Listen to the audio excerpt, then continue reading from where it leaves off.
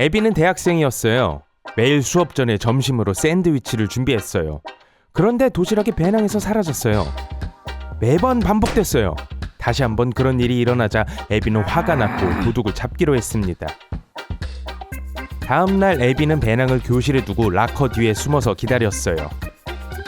누군가 배낭에서 샌드위치를 꺼내는 것을 봤어요. 하지만 얼굴은 못 봤어요. 애비는 사람들에게 물어보기로 했어요. 리암은 말했어요. 날 의심해? 난 과일 샐러드만 먹어. 제이슨은 말했어요. 이건 우리 할머니가 싸주신 거야. 그리고 척은 학교 자동 판매기에서 샌드위치를 샀다고 했어요. 누가 거짓말을 하고 있을까요?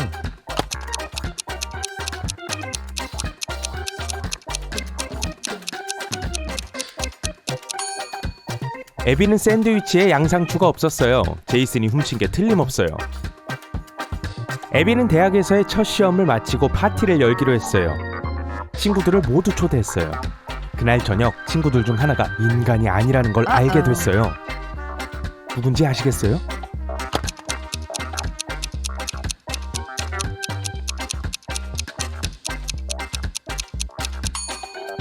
헨리예요. 신발 두 짝이 모두 오른발 신발이에요. 봄방학 동안 애비는 헌옷을 팔기 위해 차고 세일을 열었어요. 잠시 후 첫 번째 손님 티나가 왔어요. 티나는 원피스 하나를 집어들고 애비에게 물었어요. 이거 얼마예요? 애비는 말했어요. 30불이에요. 티나는 돈을 그렇게 많이 쓰고 싶지 않았기 때문에 애비에게 물었어요. 20달러에 줄 수 있어요? 애비는 그러기로 했어요. 티나는 50불짜리를 줬지만 애비는 잔돈이 없었어요. 그래서 이웃집에 가서 도움을 요청했어요. 이웃은 3개의 지폐를 줬어요. 20불짜리 2개, 10불짜리 하나요. 애비는 돌아와서 티나에게 30달러를 주고 20달러를 지갑에 넣었어요. 잠시 후 이웃이 애비에게 달려와서 소리쳤어요. 나한테 가짜 지폐를 줬어! 내 돈 다시 내놔! 애비는 남자에게 돈을 줄 수밖에 없었어요. 애비는 얼마의 돈을 잃었을까요?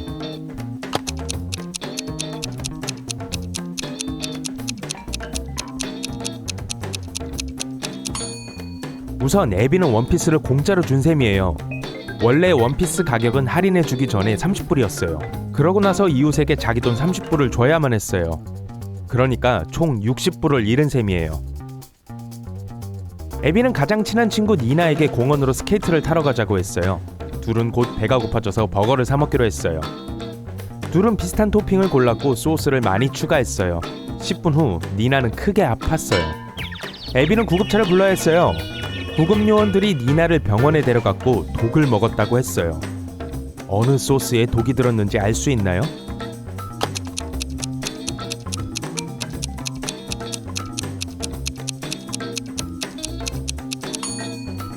이거예요. 애비는 마늘 소스를 사용하지 않았어요. 니나가 회복되었을 때 애비는 함께 산책을 나갔어요. 둘은 동네에서 가장 으스스한 집을 발견했고 그 안에 들어가 보기로 했어요. 그건 큰 실수였어요. 둘이 안으로 들어가자 뒤에 있던 문이 갑자기 사라졌어요. 이제 3개의 문이 있어요. 첫 번째 문 뒤에는 좀비가 있어요. 두 번째 문 뒤에는 소름 끼치는 흡혈귀가 기다리고 있습니다. 그리고 세 번째 문 뒤에 환한 귀신이 있어요. 어느 문이 가장 안전할까요?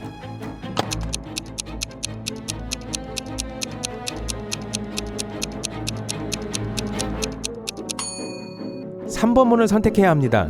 유령은 으스스할 수는 있지만 실제로 해를 끼칠 수는 없어요. 슬라임이 묻을 수는 있어요. 니나와 애비는 옆방으로 갔어요. 바깥으로 통하는 문이 열려 있었고 둘은 그 문을 향해 달려갔습니다. 하지만 늙은 마녀가 갑자기 튀어나와 소리쳤어요. 아직은 못 가! 내 수수께끼를 먼저 풀어야 해! 왜 이 단어는 이 순서로 되었을까? 니나와 애비는 이 수수께끼를 푸는데 실패했어요. 여러분은 어때요?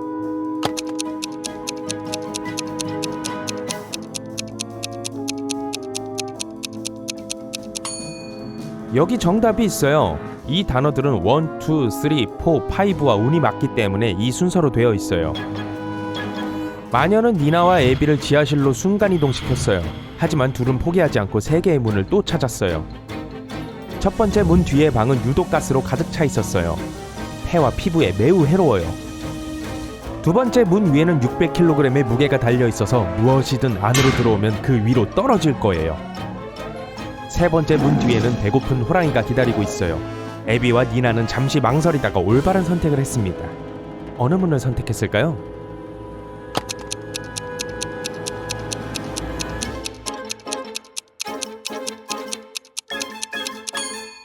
니나는 부추를 벗어서 두 번째 문 안으로 던졌어요.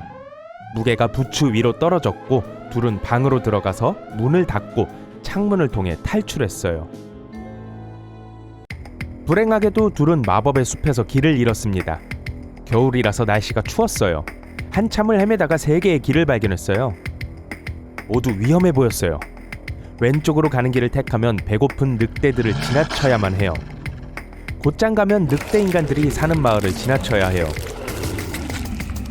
세 번째 길은 언제든지 깨질 수 있는 살얼음으로 덮인 호수를 지나가야 합니다. 둘은 어느 길을 선택해야 할까요?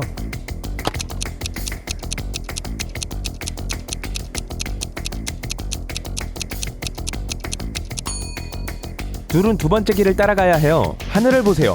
초승달이 떴어요. 늑대 인간은 보름달이 뜨는 밤에만 위험해요. 니나와 에비는 무사히 집에 도착했어요. 하지만 둘이 없는 동안 누군가가 그들의 아파트를 털었어요. 경찰에 신고를 했고 경찰은 3명의 이웃을 신문했어요. 제프가 말했어요. 저는 주말 내내 친구들과 낚시하러 갔어요. 홀리가 말했어요. 저는 집에서 나가지 않았어요. 주말 내내 벽에 페인트 칠을 했어요. 전 밝은 색을 좋아해요. 루시는 친구들과 집에서 노래방을 했지만 수상한 소리를 듣지 못했다고 말했어요. 누가 거짓말을 하죠?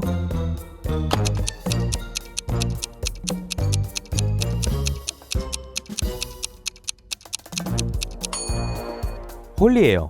그녀의 아파트 벽은 대부분 흰색이에요. 밝은 색으로 벽을 칠했다고 말했어요. 니나는 서점에 취직했어요.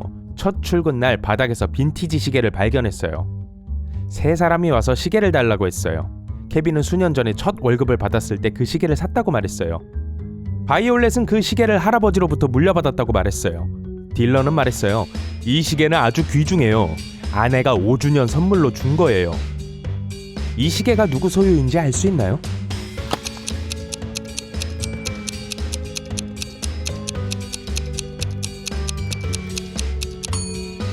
바이올렛이에요.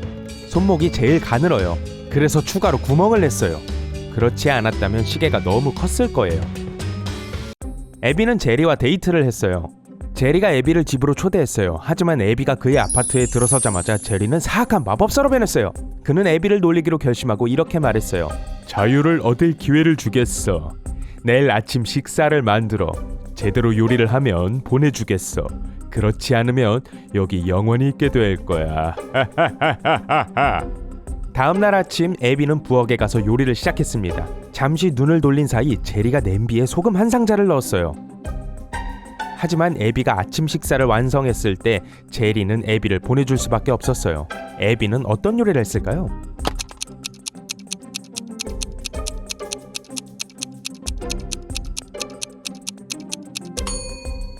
삶은 달걀을 만들었어요.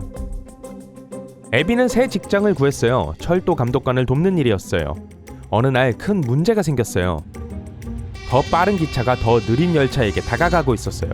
시간표에 따르면 느린 기차는 빠른 기차를 먼저 보내야 했어요. 에비는 보조철로를 이용하자고 제안했어요. 하지만 느린 기차에게는 너무 짧았어요. 에비는 어떻게 해야 할지 생각하다가 해결책을 찾았어요. 무엇을 알아냈을까요?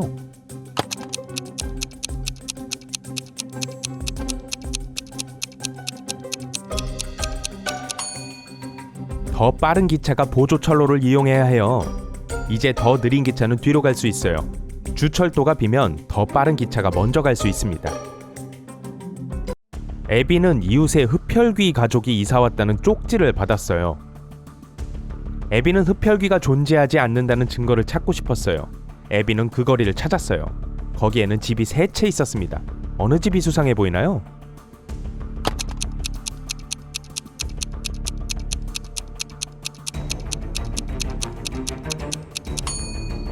발자국을 보세요.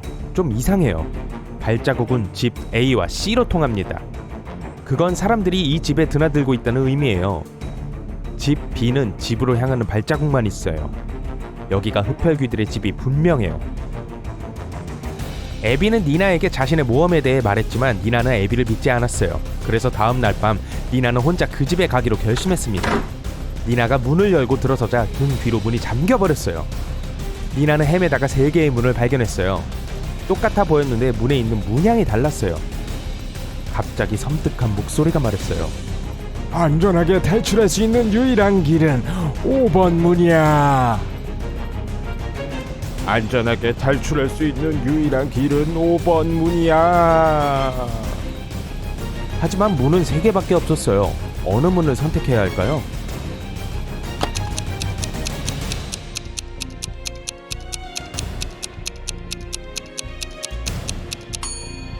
이 기호들을 보세요.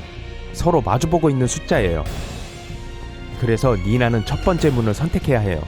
이 상징은 서로 마주보는 5로 되어 있어요. 이 문이 니나에게 필요한 문이 틀림없어요. 애비와 니나의 대학에서 도둑이 들었어요. 경찰은 3명의 용의자를 붙잡았어요. 형사의 임무는 어떤 용의자가 로봇인지를 알아내는 거예요.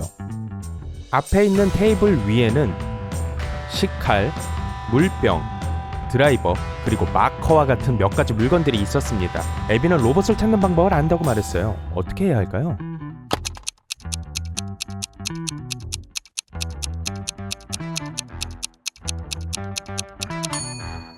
형사는 그들에게 병에 든 물을 마시도록 해야 합니다. 로봇이 거절하거나 합선이 생길 거예요. 어느 날 애비는 할머니를 방문하기로 했어요. 할머니는 시골에 혼자 사셨어요. 집 근처에는 가게 몇 군데 뿐이었어요. 갈 곳도 없고 이야기할 사람도 없었어요. 애비는 도시 생활에 질렸고 몇 주 동안 신선한 공기를 마시고 싶었어요. 애비의 남자친구 척은 개의치 않았어요. 애비가 떠난 다음날 척은 애비의 안부를 묻기 위해 메시지를 보냈어요. 애비는 모든 것이 괜찮다고 말했고 셀카까지 보냈어요. 척은 사진을 보고 애비가 거짓말을 하고 있다는 것을 알았어요. 어떻게 알았을까요?